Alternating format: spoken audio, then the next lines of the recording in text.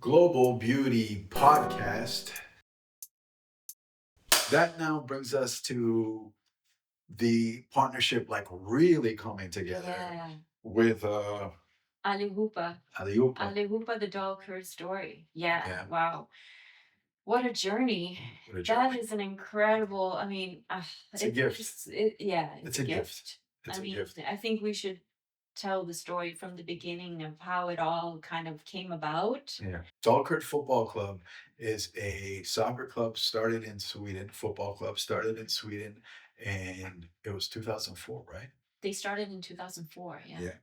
And it was started by Ramazan Kizil and Elvan, two Kurdish refugees in northern Sweden, in a friggin' county that you happen to be from, right? I mean, I had heard of Dalkurd when I was younger. My whole family, like Hanson, they're like a big soccer family. Absolutely. And so my dad was following Dalkurd, and I remember him always telling me, like back in the day, he was talking about Dalkurd and how there was this team that started from basically nothing and kind of been each year kind of went up divisions. And It was insane. It was started by Kurdish refugees to keep kids off the streets and to help like integrate them into Swedish society. And 14 years later, they are on the verge of doing something that's never been done in world football before. And it's like climbing 8 divisions from the lowest in the professional ranks. And they were like one win away from reaching the highest level of Swedish pro football, Allsvenskan. And what was so crazy about this club is the years leading up to making this project, it was the connection that I had with your family. Yeah. Like it was the way our families kind of came close together. There was the football, which we both loved, and then the Kurdish side. And it was just like this talking piece. And then in 2017, yeah, which is really crazy because today is your father's birthday. My dad's birthday. Your So father's birthday. my father was going through a lot of health challenges in 2016, 2017 really. Yeah. And I just felt like I wanted to spend more time in Sweden. I'd been, in the US for so many years, and I feel like I wanted to spend more time with him and be there for him. Right. And yeah, I remember going back to Sweden at the early, like in the early to like in like January, February, yeah. And then I came back, and I know he was diagnosed with cancer, and I was getting ready to go back on a flight, and you ended up coming back with me. Well, his situation wasn't good, and I know you wanted to spend time there for considerable amount of time, and we decided to just pack everything up and go to Sweden to be with your grandfather. And while being there, I finally got to see the team that I've been following for a long time up close. Like I finally got to see them. And of course, I always had it in the back of my head that like it'd be cool to make a film about their story because what they had accomplished was so crazy. It's hard to kind of prepare or like even like think to schedule something like that. I feel like those circumstances that when we were there in Sweden at that time specifically, like we were brought there specifically for a reason. And while there, we got to see this team, and this team had always been, since the beginning of our relationship, the kind of bridge between our families and our cultures.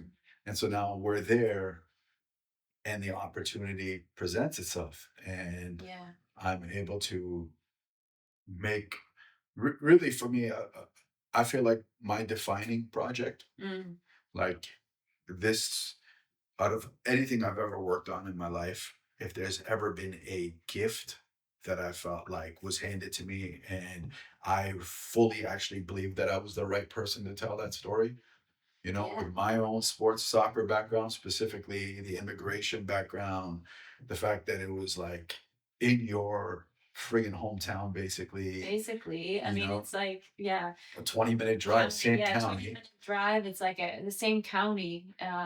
And Borlänge, where this team was at the time, was like a place I used to go to as a kid all the time, you Totally. know. And I met the guys, and I just knew right away that this was Mhm. something I had to do. And it allowed us to spend more time in Sweden. Yeah. And, the film just got released. We just had a world premiere at Hot Docs, which is one of the best documentary festivals in the world. Mhm. And I got to go back to Toronto and share that with my family and friends. And it's like this story, personally, like I feel like I had to be the one to tell the story. I Yeah. honestly believe this. Yeah. But Definitely. there's no way I ever get to tell that story if I don't meet you here in Right. LA. Right. Like that's what's so crazy. It's like the project that was most made for me. I feel like it doesn't happen if I don't meet you Yeah. here, in LA of all That's so places. true. I mean, when you think about those things, the moments like when things that have to happen, like you keep going year after year, you're like, oh my God, if that hadn't happened, then that wouldn't, I Yeah, wouldn't have done totally. this, or, You got to you start though, keep, right? yeah, You got to start. So I had to be on this journey of acting and filmmaking.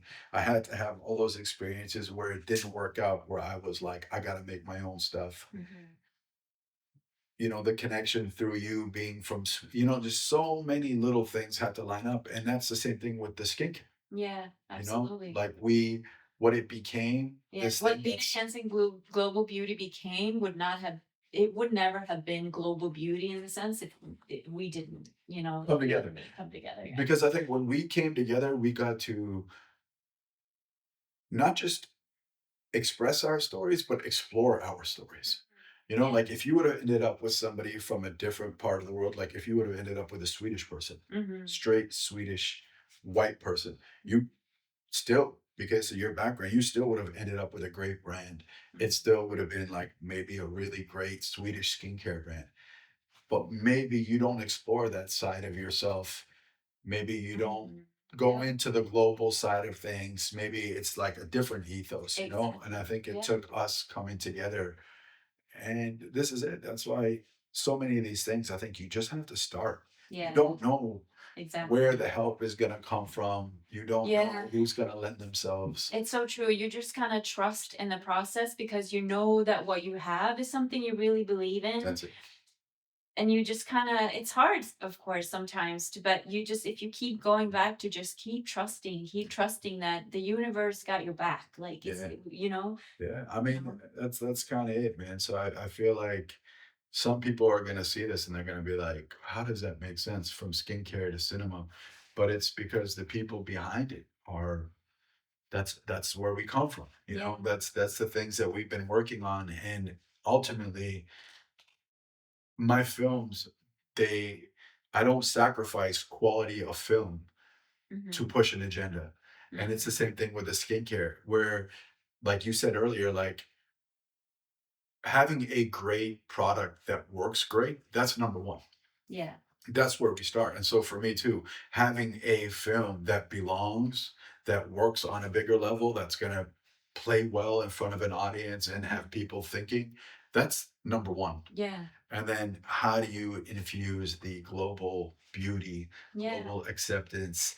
I mean, the name of the movie says it all, ALLIHOPA. And, So ALLIHOPA is a Swedish word for all together, everybody, right, and that kind of encompasses everything again that right. we talk about when we speak about Yeah, global beauty. It's everyone together. And I think what's so amazing about this team too, that there's like 12 different 14. 14 different Yeah, nationalities on this team, yeah, even though it was started by Kurdish totally. refugees and it's mainly a Kurdish kind of Yeah, founder that yeah, started it, but there's still so many different nationalities in this team. And when absolutely. I got a chance to kind of be around a little bit too when you guys were shooting, Yeah, and it's so amazing, the camaraderie, totally. everybody together, like it just felt It was a like family. It a was like, family. it was And like you don't see those, and it very specific. Like it goes even further. Like there were so many groups.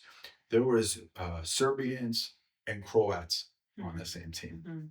They've had their history. There was Palestinians. There was Kurds. So there's Arabs. There was Kurds. There was different Africans. The longest serving member was like a Swedish kid named Alexander Ekblad, Right. who'd been there since he was a kid. And it's such a beautiful thing. And sport has that ability.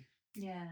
And that's what I love about it so much. And I think films also have that capability where you really can bring people together who have a shared interest or a shared love. And once they're in the same room together, if there's an opportunity for them to connect, they get to see how similar they are, and their differences that are different, you can appreciate them more. And I feel like that doesn't happen unless you can put everybody underneath the same roof, Yeah. to have that dialogue. And I think that's what we're trying to do with both the skincare and the films. And it's have that dialogue, introduce you to that neighbor that you might not know, Exactly. and find that commonality. And I think that's our mission. Yeah. I mean, I feel very fortunate to have been a part of the making of this film because we got a chance to really see this team, you know, everything that they accomplished. And it's so inspiring too, Yeah, right? A absolutely. team that started basically, It's a social program. yeah. And then going up into the highest level of Swedish soccer, Allsvenskan, which is like, I mean, Sweden is known for their soccer. Like, Right. it's a high level amazing. sport in Sweden. So I think that's it. now we can go into this There's topic forever. deeper, but Yeah. I think this is it. I can't wait. The film's coming out hopefully soon. We're speaking to different companies and different streamers, and we're really excited about the possibilities that exist. And it's a wonderful football club with some wonderful people there, And and it's I an just can't wait to incredible, share it. inspiring movie. I think that anybody, even though you're not maybe a soccer fan, you Yeah. will still love this movie because it has so much heart. Absolutely. And Soccer's just a vehicle. yeah, The Kurdishness is just a vehicle. It's just a way to kind of tell the story. The story is really about hope more than anything else. And it's about if you want something bad enough and you're willing to do the work, it's there for us to achieve. These things do happen. They did it. They tell stories about that there were journalists that used to laugh at these guys when they said that they were going to go all the way up. The guy says, I could bring you the journalists that laughed at us. No one believed it. And here we are. That's what they said. Yeah. And without giving the ending away, I'm really excited for you guys to see it, and we'll keep you guys, Yeah, and who knows, maybe by the time this podcast comes out, actually Yeah. this movie will be on a streamer, hopefully, so Yeah, you I guys think can so. actually get to watch it. Yeah. Amazing. All right. Well, that's all I got for you. Kurt.